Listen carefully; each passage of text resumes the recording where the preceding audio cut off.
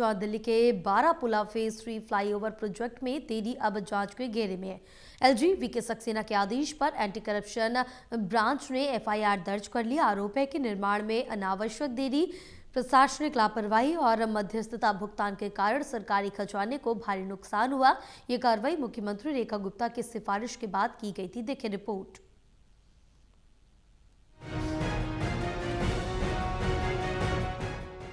दिल्ली के Barapullah phase 3 flyover project में देरी अब जांच के घेरे में है। एलजी के सक्सेना के आदेश पर एंटी करप्शन ब्रांच ने एफआईआर दर्ज कर ली है।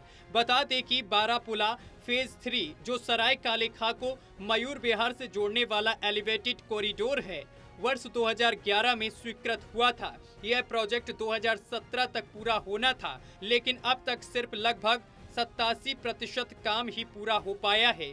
देरी के चलते लागत भी काफी बढ़ गई है। एसीबी ने भ्रष्टाचार निवारण अधिनियम के तहत मामला दर्ज कर जांच में जुट गई है। सूत्रों की माने तो इस मामले में अब एसीबी ने एफआईआर अज्ञात सरकारी अधिकारियों और ठेकेदार कंपनी के खिलाफ दर्ज की है। जांच में पीडब्ल्यूडी, राजस्व विभाग और दिल्ली ट्रांसको लिमिटेड से जुड़े अधिकारियों और मंत्रियों की भूमिका भी देखी जाएगी। गौरतलब है कि एलजी वीके सक्सेना ने पिछले वर्ष अक्टूबर में इस देरी को अस्पष्ट और सरकारी नुकसान का कारण बताया था और विस्तृत जांच के निर्देश दिए थे। सूत्रों के मुताबिक एक्सपेंडिचर फाइनेंस कमेटी ने भी मामले में गहन जांच की सिफारिश की थी।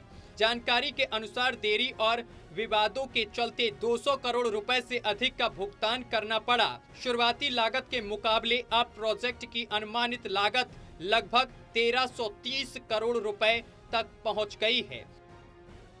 अरविंद केजरीवाल 11 साल तक ये वायदा करते रहे कि इस कार्य को जो अधूरा रह गया है हम जल्दी पूरा करेंगे। ना वो लैंड एक्वायर कर पाए, लैंड एक्वायर की गई तो किसानों का उसका उचित मुआवजा नहीं दिया गया, और जब ज़मीन भी उपलब्ध हो गई तो उसके बाद जितनी धनराशि की आवश्यकता थी उसके लिए वो धनराशि भी उपलब्ध नहीं कराई और उससे लोगों को बहुत कष्ट हुआ।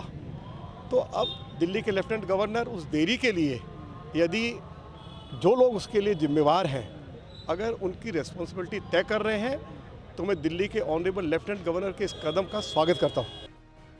बहरहाल एसीबी ने दस्तावेजों की जांच शुरू कर दी है और जिम्मेदार अधिकारियों की भूमिका तय की जा रही है। अब दावा किया जा रहा है कि यह प्रोजेक्ट जून तक पूरा कर लिया जाएगा, लेकिन जांच के नतीजे कई अहम सवालों के जवाब तय करेंगे।